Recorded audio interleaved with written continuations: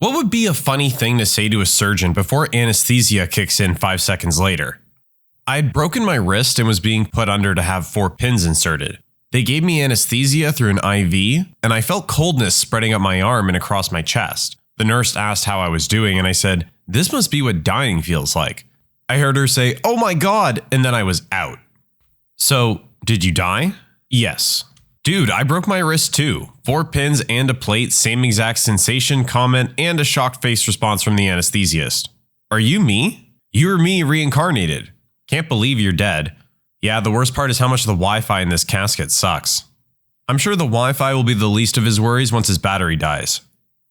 Wow, I actually have a relevant story that happened recently. As I was getting ready to go under, they were placing a device in my mouth to keep me from biting down on the scope they were going to use for the endoscopy. Think medical ball gag, but a hard plastic ring instead of a ball. As the gal was placing it in, I asked, "Wait, what's the safe word?" I heard a good amount of laughing as the world turned black. "I'm awake" would probably be a good safe word. Related comment, but doesn't really answer the question. My dad was in the middle of a surgery repairing some pretty nasty damage on his wrist after a skiing accident. He was under heavy anesthesia, but the surgeons were having serious trouble with the screws in his wrist, which apparently jarred him around enough to wake him up. He noticed their struggles and managed to say, "Righty tighty, lefty loosey." Then he passed back out. This is the most dad thing I've ever heard. How do you keep a surgeon in suspense? This is the best one yet. Shame it's buried so deep in the thread. It's over my head. Explanation, please? Okay, here's what it means. I hate you so much for that joke.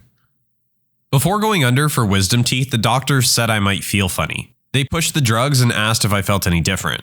My butthole, and only my butthole, began to itch like crazy. And it was hot. Not warm, hot, like I just ate peppers with my butt. I told them my butthole is itching like crazy, and the assistant was really bad at holding back a laugh. The doc resisted mightily, but he too succumbed to my newly discovered butthole emotions.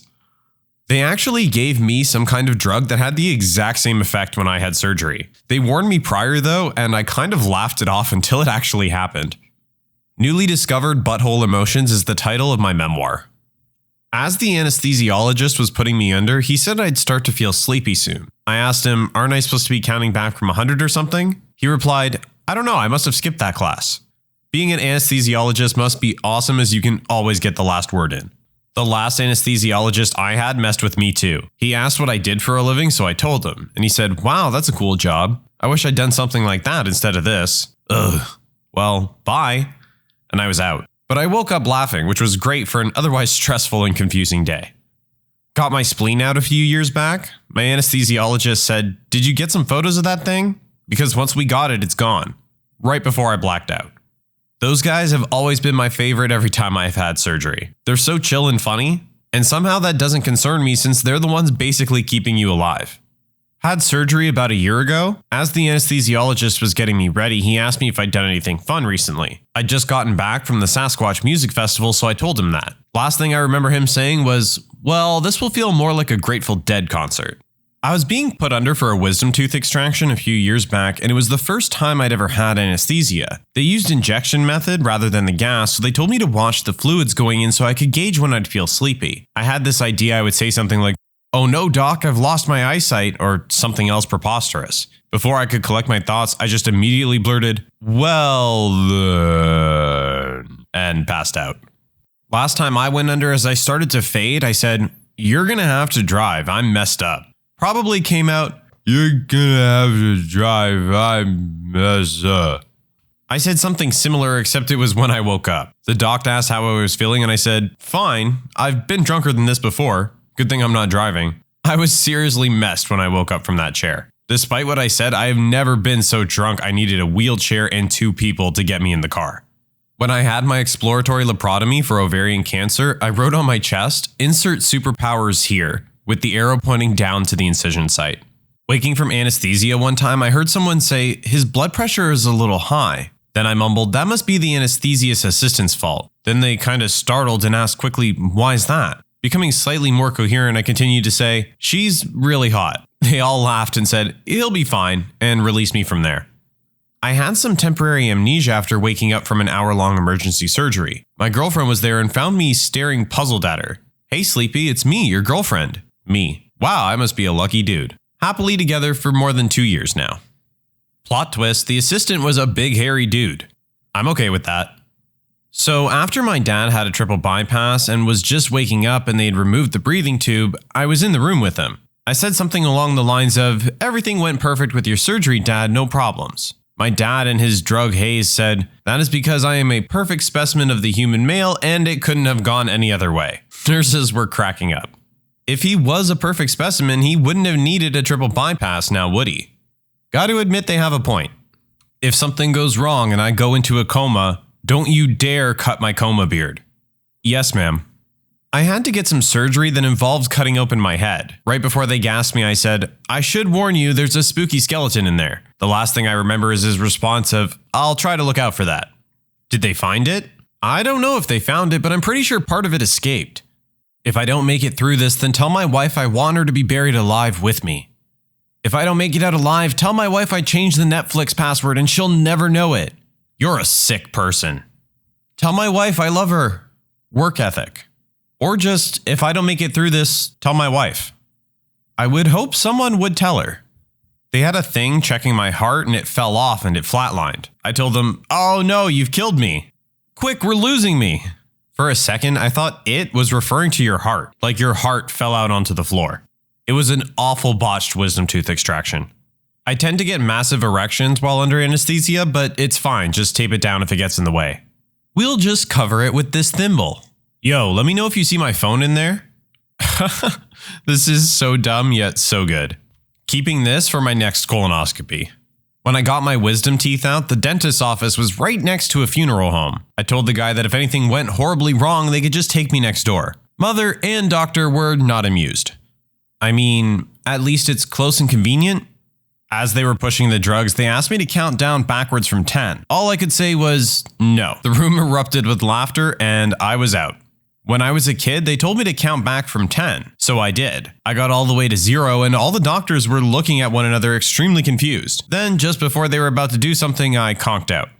I had my wisdom teeth out a couple weeks ago. I really hate the idea of going unconscious, so when they told me it's starting and if I wanted to count backwards from 10, I was like, don't tell me. I wanted to just pretend like I was falling asleep on my own. That seems entirely reasonable to me. They told me to breathe in and that I would pass out by the third breath. One breath later and I'm waking up in the waking room. They never even gave me a chance. Can you count backwards from 10? Will I, or am I able to? I had my appendix removed in 2007. I was in the prep room about to get on the anesthesia and the anesthesiologist kept asking me what my name was as he was about to put me under. After 3 times, I remember saying, even though I keep saying it, I just forgot. Crap. And then I was out. I had to have a pilonidal cyst removed from my butt crack and can remember giggling like a madman because I asked the entire operating room, so who drew the short straw and has to shave my butt?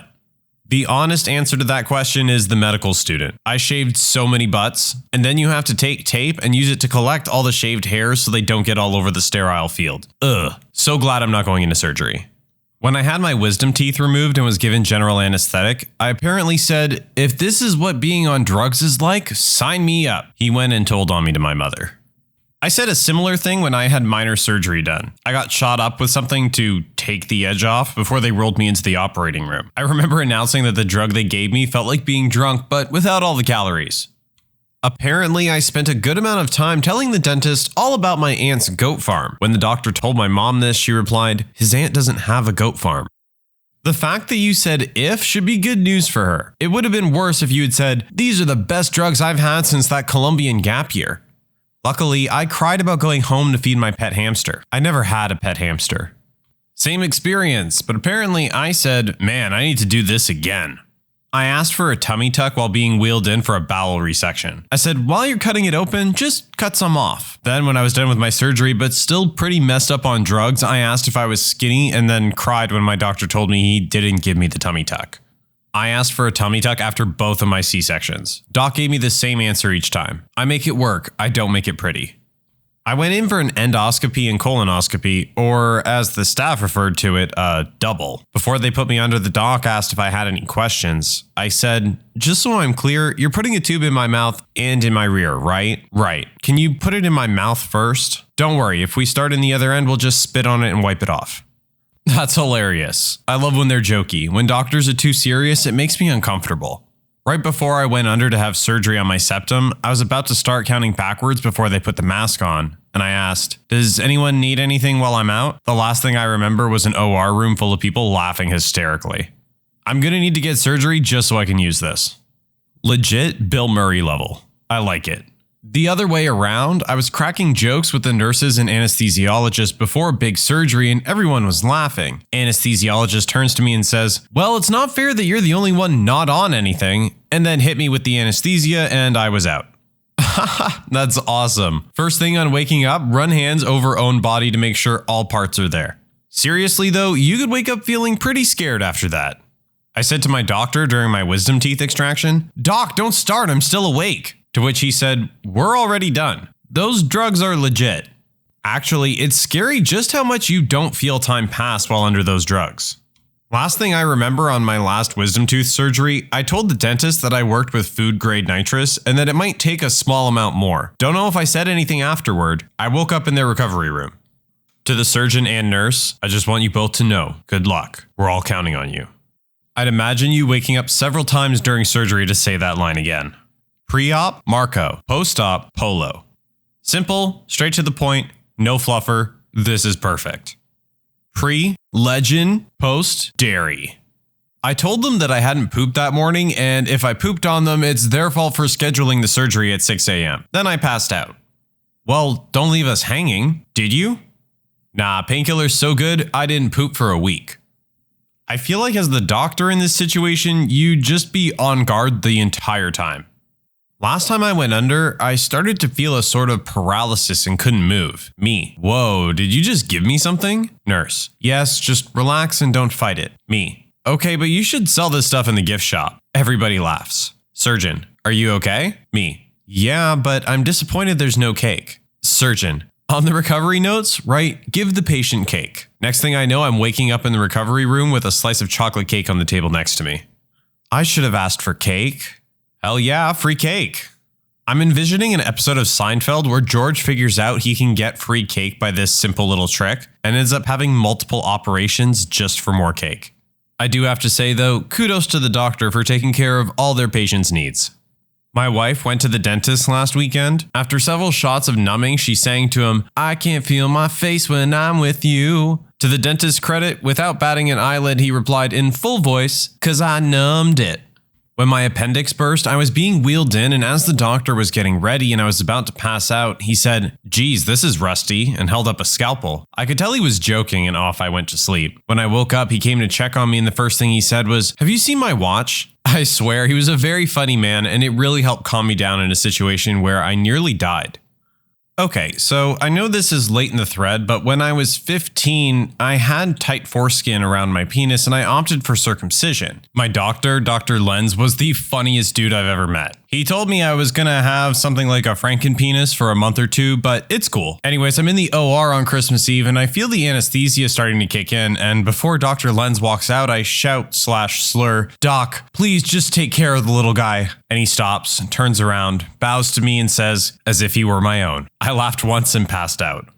I was being wheeled into emergency abdominal surgery once and my girlfriend was with me. We're rolling down the hall and they have the mask out to put me under, and I pause and I say to her, "Don't let them touch my penis." The nurse smirked a little and they put the mask on me. In a somewhat panicked fashion, I pulled the mask off, stared up at my girlfriend, and with full weight and seriousness told her they can look at it, but no touching. I heard the doctor laughing as the gas kicked in.